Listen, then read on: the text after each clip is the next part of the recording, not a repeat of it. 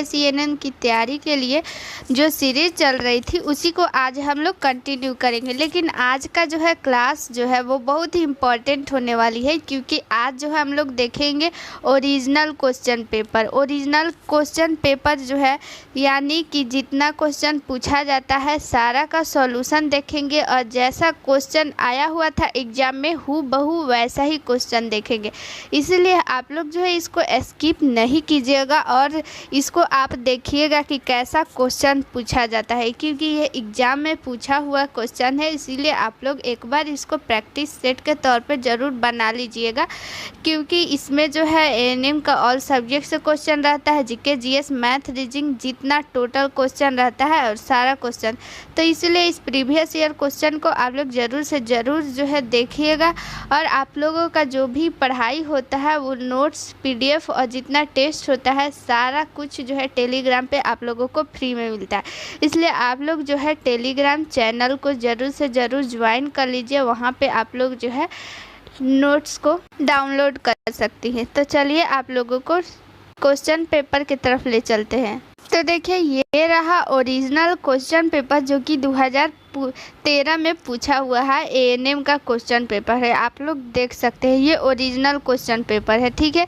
तो चलिए इसी को आज हम लोग देखेंगे, और सारा अगर नहीं देख पाए तो जो बचा हुआ है वो कल देख लेंगे, ठीक है। सबसे पहले हम लोगों का क्या आता है, खंड ए सामान्य विज्ञान आता है। ये जो है बिहार का नहीं है, ये एमपी एएनएम का है। तो इसलिए एमपी से भी जो भी जितना एएनएम का सेम पढ़ाई सेम ही रहता है, जितना सब्जेक्ट रहता है उतना एमपी में भी सब्जेक्ट रहता है, जितना जो कुछ क्वेश्चन उधर रहता है उधर इस बिहार में भी सेम वैसे ही रहता है। इसलिए प्रीवियस ईयर सारा स्टेट का आप लोगों का हम करा देते हैं, उससे बाहर कुछ नहीं पूछेगा। इसलिए आप लोग इसको ज़रूर देखिएगा। और ये साइंस का क्वेश्चन है, तो सबसे पहले हम लोग इसको साइंस वाला देख लेते हैं। सिलेबस भले ही अलग रहता है लेकिन क्वेश्चन जो है वो सेम रहता है। इसलिए आप लोग फर्स्ट क्वेश्चन देखिए। फर्स्ट क्वेश्चन देखिए, इसमें इंग्लिश और हिंदी दोनों में हुआ है। एमपी पुलिस 2013 में उस टाइम जो है वो ऑफलाइन एग्ज़ाम होता था, इसीलिए ऐसा क्वेश्चन पेपर है, ठीक है। और अभी जो है अभी तो बिहार में ऑनलाइन एग्ज़ाम होता है, यानी सीबीटी टेस्ट होता है। तो चलिए 1 नंबर क्वेश्चन को कंटिन्यू करते हैं। जिनको इंग्लिश में अगर देखना है तो वो लोग इंग्लिश में यहाँ पे दिया हुआ है वो लोग पढ़ सकती हैं। फर्स्ट क्वेश्चन देखते हैं, परमाणु के लिए नाभिक मॉडल दिया था, यानी कि परमाणु का नाभिक मॉडल किसने दिया था। ऑप्शन नंबर फर्स्ट है थॉमसन, रदरफोर्ड, बोर ने और डी ब्रोगली ने। तो देखिए इसका राइट आंसर होने वाला है रदरफोर्ड। देखिए इसको क्वेश्चन अच्छा से पढ़िएगा। यहाँ पे बोल रहा है परमाणु के लिए नाभिक मॉडल किसने दिया था, यानी यहाँ पे नाभिक मॉडल पूछ रहा है, इसलिए रदरफोर्ड आंसर होगा। अगर वही यहाँ पे जो है पूछता केवल परमाणु के लिए मॉडल किसने दिया था, यानी परमाणु मॉडल किसने दिया था, वो तो यहाँ पे हो जाएगा जे थॉमसन। इसलिए देखिए यहाँ पे फर्स्ट ऑप्शन जो दिया हुआ है, यहाँ पे कंफ्यूजन करने के लिए जो भी क्वेश्चन अगर अच्छा से नहीं पढ़ेंगे तो वो फर्स्ट ऑप्शन देखते ही वो जे थॉमसन लगा देंगे। इसलिए क्वेश्चन को अच्छा से पढ़ना है। देखिए बहुत लोग जो है वो बोल रही थी कि कैसे हम मान लें कि ये प्रीवियस ईयर क्वेश्चन है, इसीलिए उन्हीं के लिए जो है ऐसा हम लाए हैं। नहीं तो इसको जो है हम पीडीएफ फॉर्म में बनाकर इसको टाइपिंग कराकर तब क्वेश्चन लाते हैं। लेकिन कुछ लोग जो है वो बोल रहे थे कि क्या प्रूफ है आपके पास कि ये प्रीवियस ईयर ही क्वेश्चन है, इसीलिए हम जो है ऐसा उन लोगों के लिए लाए हैं ताकि उन लोग को बिलीव हो सके कि ये प्रीवियस ईयर ही क्वेश्चन है, ठीक है। चलिए अगला क्वेश्चन देख लेते हैं। अगला क्वेश्चन क्या कहता है, ये जो है दूसरा क्वेश्चन है। दूसरा क्वेश्चन क्या कहता है, किसी परमाणु में नाभिक के अंदर उपस्थित प्रोटॉन की संख्या कहलाती है, यानी प्रोटॉन की संख्या को जो है वो क्या कहते हैं। इसमें क्वेश्चन से ये भी एक क्वेश्चन आप लोगों को पता चल गया कि वो जो प्रोटॉन जो है वो नाभिक के अंदर होता है। देखिए ये जो है एक परमाणु हो गया, अब परमाणु का ये नाभिक हो गया, और नाभिक के बाहर जो है ये कक्षा होता है। और ये नाभिक में कौन कौन सा एलिमेंट होता है, P+N, यानी प्रोटॉन और न्यूट्रॉन जो है वो कक्षा के अंदर होता है। ये भी क्वेश्चन पूछता है कि जो है कक्षा के अंदर यानी नाभिक में कौन कौन सा जो है वो होता है तत्व, तो वो हो जाएगा कौन, प्रोटॉन और न्यूट्रॉन, और जो इलेक्ट्रॉन है वो कक्षा के बाहर जो है वो चक्कर लगाते रहते हैं। ठीक है, इसको आप लोग याद रखिएगा। देखिए तो क्वेश्चन क्या कह रहा है कि प्रोटॉन की संख्या क्या कहलाती है? तत्वों की परमाणु संख्या, तत्वों का परमाणु भार, तत्वों की संयोजकता और तत्वों की द्रव्यमान संख्या। तो इसका राइट आंसर होगा परमाणु संख्या, यानी कि जो तत्वों का परमाणु संख्या होता है वही जो है प्रोटॉन में वो नाभिक के अंदर परमाणु का जो प्रोटॉन होता है वही कहलाता है। यानी कि जो परमाणु संख्या जितना होगा, मान लीजिए कि सोडियम हो गया, सोडियम का परमाणु संख्या कितना होता है 11, तो 11 परमाणु संख्या इसका हो गया, तो प्रोटॉन संख्या भी इसका 11 ही होगा। यानी कि परमाणु संख्या और प्रोटॉन की संख्या जो है वो सेम ही होती है। ठीक है, और एक बात बता दें कि मान लीजिए कि ये पोटेशियम हो गया, पोटेशियम का आप लोग परमाणु संख्या जो है कमेंट में बताइए कि कितना होता है। परमाणु संख्या को जो है वो परमाणु क्रमांक भी लिखा जाता है। ठीक है, तो इसको आप लोग कंफ्यूज मत होइएगा। यानी कि पोटेशियम का परमाणु क्रमांक कितना हो गया 19, और परमाणु क्रमांक को जो है वो नीचे रखा जाता है, नीचे डिनोट किया जाता है, और जो परमाणु भार होता है वो ऊपर लिखा जाता है। तो पोटेशियम का परमाणु भार कितना हो जाता है? तो ये हो जाता है 39।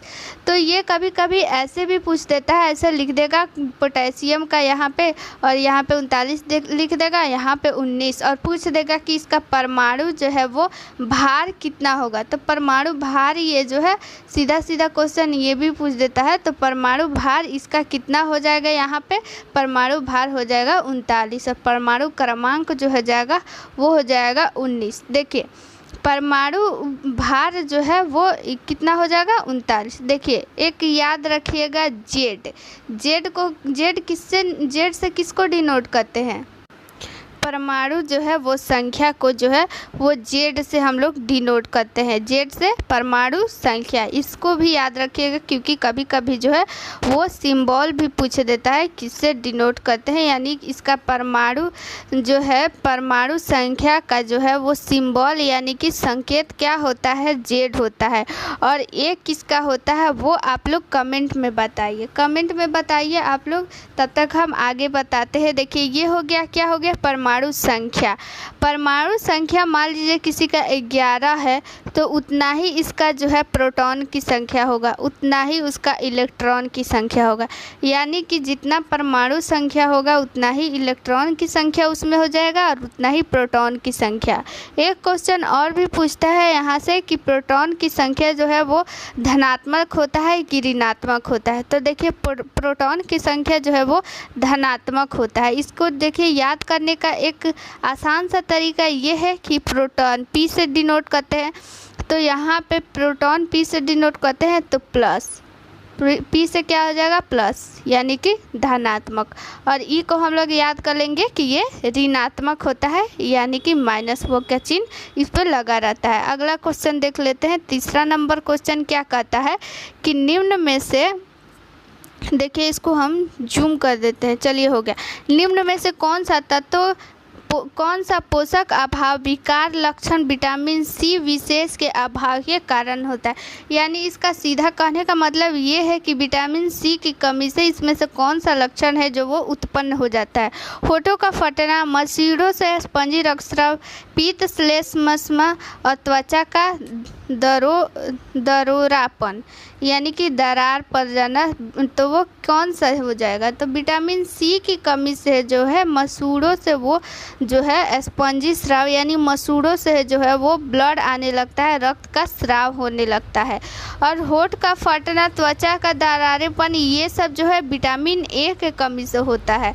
विटामिन ए के कमी से नेत्र रोग भी होता है और त्वचा का जो स्किन डिजीज भी जो है वो विटामिन ए की कमी से ही होता है। अगला क्वेश्चन देख लेते हैं। अगला चौथा क्वेश्चन क्या कहता है कि मानव शरीर में पाया जाने वाला निम्न तत्वों में से किसकी मात्रा सबसे ज़्यादा होती है? तो लोहा, सोडियम, फास्फोरस, कैल्शियम। तो देखिए, अगर सबसे ज़्यादा तत्व बात करें कि कौन सा तत्व पाया जाता है, तो वो सबसे ज़्यादा तत्व पाया जाता है वो है ऑक्सीजन। उसके बाद पाया जाता है कार्बन, उसके बाद पाया जाता है हाइड्रोजन, उसके बाद पाया जाता है नाइट्रोजन, उसके बाद कैल्शियम। तो अगर ऑप्शन के हिसाब से देखें, अगर ऑप्शन के अकॉर्डिंग देखें तो इसका राइट आंसर हो जाएगा calcium, option number D right answer हो जाएगा। इसका आप लोग क्रम भी याद रखिएगा कि कभी कभी पूछ देगा सबसे ज़्यादा, तो सबसे ज़्यादा वो हो जाएगा ऑक्सीजन, उसके बाद कार्बन, उसके बाद हाइड्रोजन, उसके बाद नाइट्रोजन, उसके बाद से हो जाएगा कैल्शियम। उसके बाद अगला क्वेश्चन क्या कहता है, देखिए कुष्ठ रोग का कारण क्या है, यानी कुष्ठ रोग किस कारण से होता है, विषाणु, जीवाणु, माइकोप्लाज्म, प्रोटोजोआ। तो इसका राइट आंसर क्या हो जाएगा, बैक्टीरिया, यानी बैक्टीरिया के कारण जो है वो कुष्ठ रोग होता है। कुष्ठ रोग को जो है इंग्लिश में जो है वो लेप्रोसी भी कहते हैं। यहाँ पे देख लीजिए, हिंदी में भी कभी कभी लेप्रोसी ही लिख देता है, इसलिए आप लोग इसको भी याद रखिएगा कि कुष्ठ रोग को लेप्रोसी भी कहते हैं। कभी कभी इसका नाम जो है वो कोढ़ भी लिख देता है कि कोढ़ मान लीजिए किस कारण से होता है, तो बैक्टीरिया के कारण से होता है। अगर बात करें किस बैक्टीरिया के कारण होता है, तो माइकोबैक्टीरियम लेप्री, माइक्रोबैक्टीरियम लेप्री। देखिए इंग्लिश में इसको लेप्रोसी कहते हैं, तो इसके बैक्टीरिया में भी लेप्री जो है वो नाम छिपा हुआ है। तो आप लोग सिर्फ अगर लेप्री भी याद रखते हैं तो वो जो है आप लोग अगर ऑप्शन में देखिएगा तो वो टिक कर लीजिएगा, क्योंकि ऑप्शन में जो है सिर्फ यही एक ऑप्शन रहेगा जिसमें लेप्री लगा हुआ रहता है।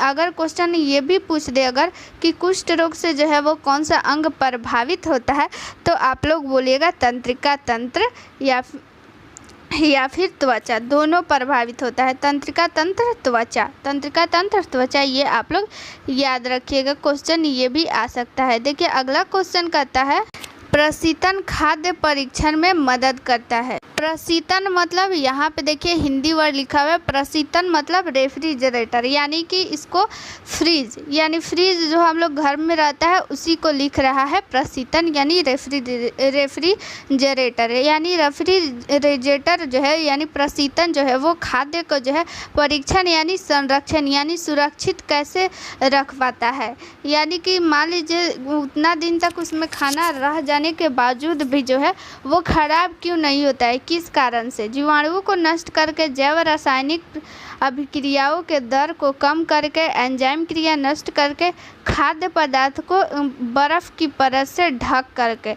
तो देखिए इसका आप लोग राइट आंसर जो है वो कमेंट बॉक्स में बताइए, कमेंट अभी कीजिए। देखिए हम बता देते हैं, इसका राइट आंसर हो जाएगा जीवाणुओं को जो है वो नष्ट करके। देखिए जीवाणु को जो है वो नष्ट कर देता है। आप लोग जो है आंसर यही दिए हुए हैं, लेकिन इसका आंसर ये नहीं है, जीवाणु को नष्ट नहीं करता है बल्कि जैव रासायनिक अभिक्रिया जो होता है उसमें उसका दर जो है वो कम कर देता है। यानी कि जो है उसमें जो है ठंडक के कारण, उसमें ठंड के कारण, बर्फ़ के कारण जो है उसमें जीवाणुओं को जो क्रिया होती है वो धीमे कर देती है, जिसके कारण जो है जीवाणु जो उसमें होता है यानी बैक्टीरिया जो होता है उनकी जो है गुणन जो है यानी कि उनकी वृद्धि दर जो है बहुत ही कम हो जाती है, जिसके कारण खाना जो है ज़्यादा से ज़्यादा दिन तक उसमें रह पाता है। अगला क्वेश्चन देख लेते हैं। 7 नंबर क्वेश्चन क्या कहता है कि निम्न में से कौन सी गैस जो है प्रकाश संश्लेषण के लिए आवश्यक है, carbon monoxide, carbon dioxide, nitrogen और ऑक्सीजन। तो इसका राइट आंसर क्या हो जाएगा कि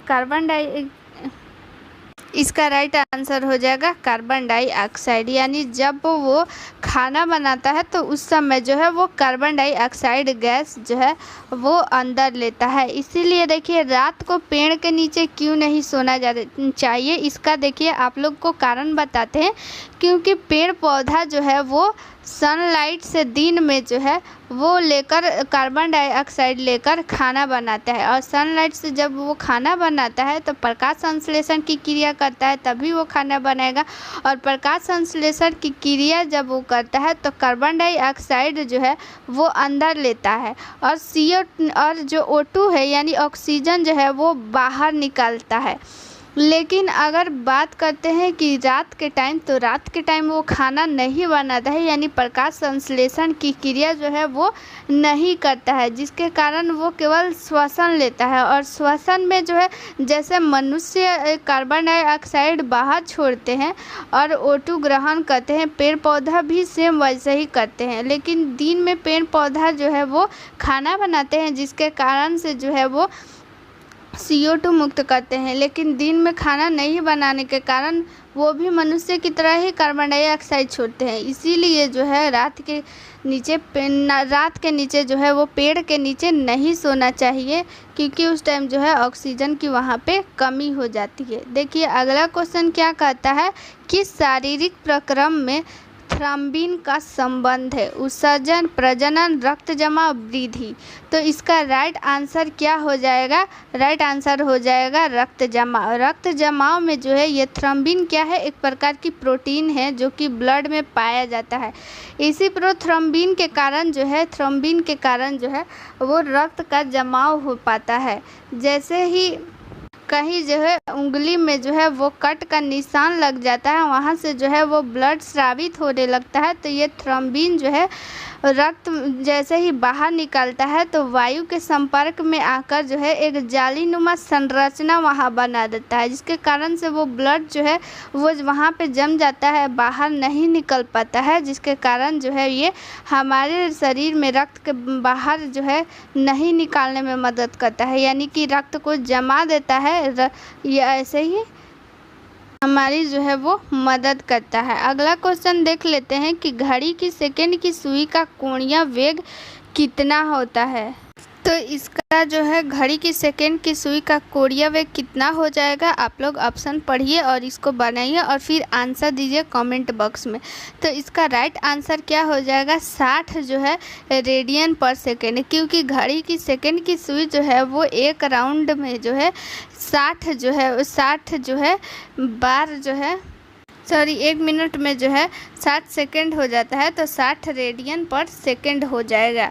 तो देखिए अगला क्वेश्चन देख लेते हैं कि अगला क्वेश्चन क्या कहता है। देखिए यहाँ पे अब क्वेश्चन जो है सारा न्यूमेरिकल टाइप का है, तो इसका जो है PDF हम टेलीग्राम में दे देंगे। उसके बाद आप लोग बनाइएगा और फिर जो है कमेंट बॉक्स में आंसर दीजिएगा इसका, और फिर जो है वो मैच कीजिएगा। और फिर आप लोगों को जब हम बना कर बताएंगे तो आप लोगों को समझ में भी आएगा कि कैसे कहाँ पे क्या गलत हुआ है। तो यहाँ पे आप लोगों को ज़्यादा समझ में आएगा और फिर वैसा क्वेश्चन आएगा तो आप लोग बना पाइएगा, तो इससे आप लोगों को ज़्यादा फ़ायदा होगा। तो चलिए मिलते हैं नेक्स्ट वीडियो में। थैंक यू, जय हिंद।